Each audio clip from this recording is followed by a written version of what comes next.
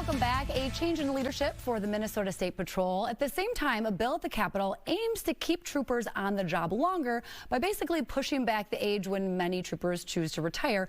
Lots to talk about for our state's primary state patrol agency. Joining us now is Colonel Matt Langer, who in a little over a week will be leaving the Minnesota State Patrol after 25 years and 10 years as colonel, and Lieutenant Colonel Christina Bogojevic, who will be serving in the interim in his role. Good morning. Thank you both for joining us. We appreciate it. Thanks for having us.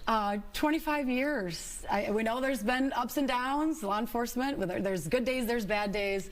But talk about, has it hit you yet that you're leaving after 25 years, and how does that feel? Well, when I hear you say it, it becomes more real than it probably is. So yeah, there's days where I'm really excited to leave, and then there's days where it tugs at my heart that I shouldn't leave. So, but it's the right thing, and I'm excited for it. And we've got great leaders coming right behind me, so the State Patrol is in good hands. Talk about what's next for you, because you're not retiring out of law enforcement completely. No, not at all. I'll be in a non-sworn position, but working for the International Association of Chiefs of Police as their Director of Global Policing. So a great opportunity that came my way, and still has traffic safety as part of it, but just on a bigger scale with a different scope. So I'm looking forward to it. Lieutenant Colonel, talk about the transition. I mean, obviously this is a change after several years, but what are you looking forward to? And when you take over, what are some of the things that that will be happening? So the main thing that I will focus on is recruitment, retention, and the fatal rate in the state of Minnesota. We're in a critical time right now for recruitment, and so that will be a major focus. Yeah, and recruitment we know is big for not only State Patrol, but for our city and local agencies as well. Talk a little bit about this bill that we're seeing move through the Capitol, a little bit of movement this week that basically potentially pushes back when troopers choose to retire. Right now there's a mandatory retirement age of 60, but many choose to retire at 55. Explain what this bill would do and how it would change things. So really simply what it does is it entices state troopers to come back to work after the normal retirement age of about 55. So if the bill passes, what it would enable troopers to do, the law would enable troopers to come back, work, they'd retire for one day and come back. And so they'd get paid as though they were still here, but also be able to draw on some of their retirement funds. So the goal is to try to stabilize the workforce right now and to try to continue to retain that talent that we currently have.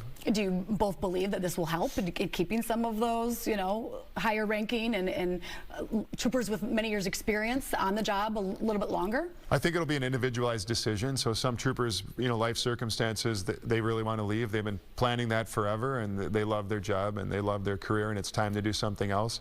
And for other troopers, they still love it and they don't really want to leave. So, but it'll be an individual decision. Yeah, and that's of course talking on the one end of the spectrum, but you also brought up recruitment and trying to get people that are just coming into law enforcement. Talk about some of the efforts in the recruitment.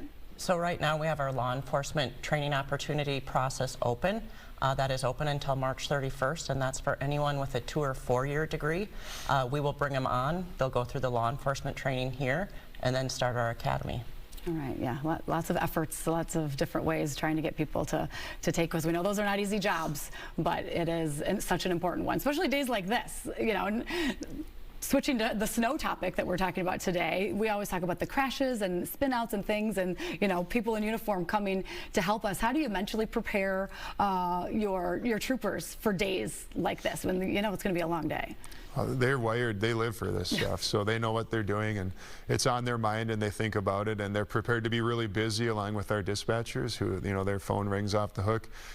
So far so good, but it sounds like it's coming, and we just, as always, ask people to be reasonable and think twice before they go somewhere, and if they do, just take it easy. Yeah, give some extra space between you and that car ahead of you. Don't rush. So, Colonel, Lieutenant Colonel, thank you. We really appreciate your time this morning, and good luck in your next chapter. Thank you so much. So, April 2nd, right, is your last day for State Patrol? Close. Close, yeah, okay. Yeah. Yep. Early April. All right, thank you both.